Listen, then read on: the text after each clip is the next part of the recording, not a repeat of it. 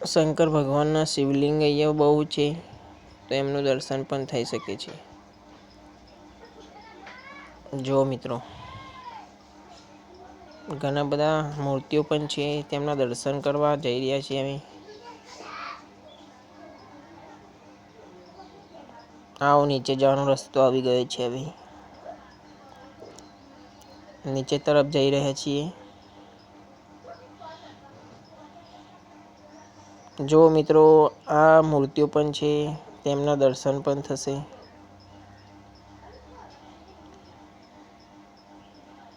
શંકર ભગવાનની મૂર્તિ પણ સામે જોઈ શકો છો તમે.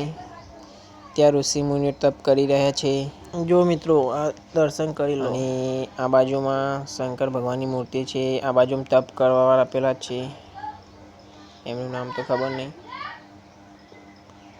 ત્યાં બધી ઘણી મૂર્તિઓ છે. હર્ષદ માતાજીનું મંદિર આવ્યું છે.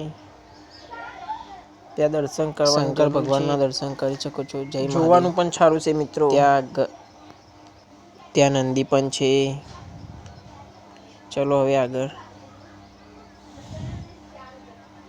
તો બજરંગબલી, હનુમાન દાદાની મૂર્તિ આવી છે, એમના પણ દર્શન કરજો. જય શ્રી રામ, જય હનુમાન દાદા. જો મિત્રો, દર્શન કરો બજરંગબલી, હનુમાન દાદાના. જય શ્રી રામ. દશામાની મૂર્તિ પણ છે. આ બાજુ ચાઉનમાં છે. આ બાજુ છે માતાજી.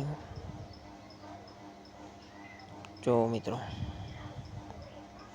આવા બધા માતાજીઓના મૂર્તિઓ મૂકેલી છે. ત્યાં ખૂબ સરસથી દર્શન થઈ રહ્યા છે. જલારામનું છે મંદિર.